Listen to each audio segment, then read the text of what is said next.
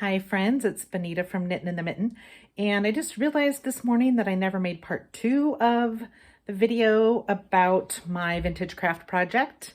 So I'm going to show you the finished product.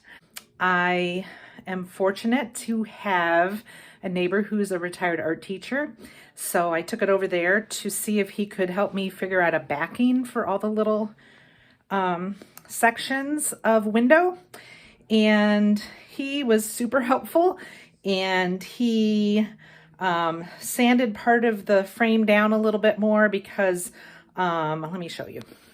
So this side was a little bit rougher, and he said, you know, that's where your eye is going to go. So he helped to sand it down. He did sand it down for me. I am not great with power tools. So he took his power sander and just roughed it up a little bit.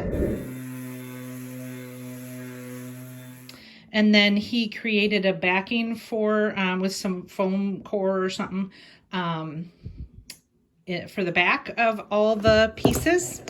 And so I taped them all in there, and I had already taken it to the hardware store to get new glass put in, and they put this putty around all the edges. I had no idea how long it takes that to cure. I mean, it's been a couple weeks and it's still a bit soft. So that was a learning experience. My mom also cut up some sections of the quilt and made something else from that. So I'm going to show you what she made.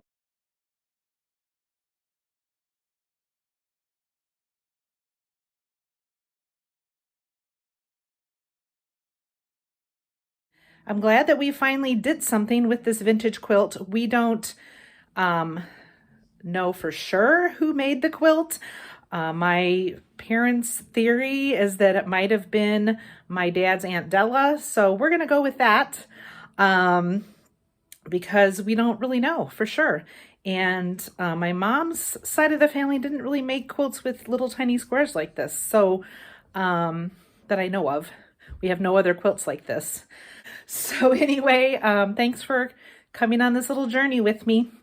And oh, and then the big debate was to paint or not to paint. I did throw a little paint on the little ridges in between the frames because it was really rough and it was it looked black for some reason.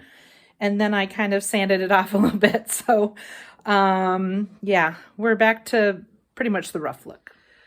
I came home from work one day and my dad and my niece had hung it for me in the sunroom. It fits great in that spot and there's not a lot of other places for it to go.